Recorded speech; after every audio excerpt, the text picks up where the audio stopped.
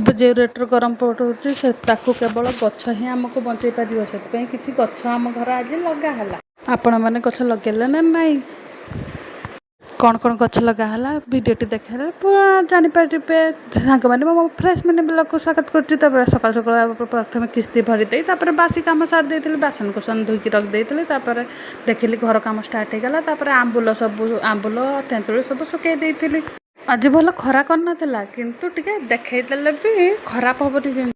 ଏହି ଆଲୋଭେରା ଗଛଟି ଏବେ ଖରାରେ ହଳଦିଆ ପଡ଼ିଗଲାଣି। ତାପରେ ଗାଧୋଇ ପାଧୋଇ ଆସି ଖାଇ ଦେଇଥିଲି ପଖାଳ ଶୁଖୁଆ ଚଡ଼ଚଡ଼ି। ଆଉ ତାପରେ ମୁଁ ଚାଲି ଯାଇଥିଲି ଆମ ବାଡ଼ିରେ ଗୋଟେ ଗଛ ହେଇଛି। ଏଇ ଗଛଟି କିଏ ଜାଣିଛନ୍ତି? ଫୁଟୁକୁଡ଼ି ଗଛ ଲଗା ହେଲା।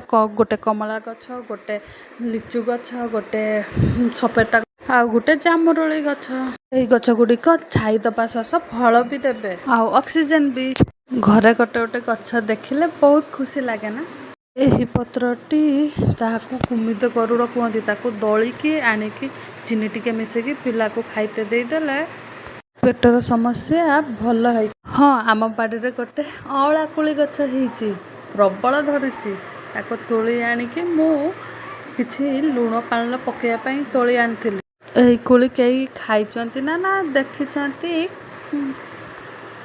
କମେଣ୍ଟରେ ଜଣେଇବେ। ମୁଁ ତାକୁ ଜରେଇ ଦେଇଥିଲି ଲୁଣ ହଳଦୀ ଦେଇକି, ବଢ଼ିଆ ଲାଗେ।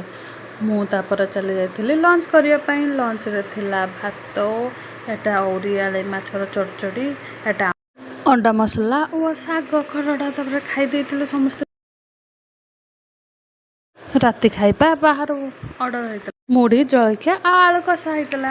ଥରେ ଥରେ କିଛି ଟେଷ୍ଟ ଚେଞ୍ଜ କରିବା କଥା ନା। ଘରେ କିଛି ଗଛ ଲଗା ହେଲେ ବହୁତ ମନ ଖୁସି ହୁଏ। ଫଳ ବି ଧରିଲେ ତ ଆହୁରି ଖୁସି ଲାଗେ ଦେଖିବା ପାଇଁ।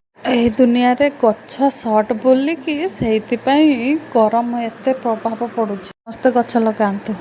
ହଁ, ଆପଣମାନେ କିଛି ଗଛ ଲଗାଇଲେ ନା ନାହିଁ ଜଣେଇବେ। ମୋ video like, share, follow, subscribe କରିବା ପାଇଁ ଭୁଲିବେନି। ଦେଖା ହେବା ନେକ୍ସଟ ଭିଡ଼ିଓ। ଜୟ ଜଗନ୍ନାଥ।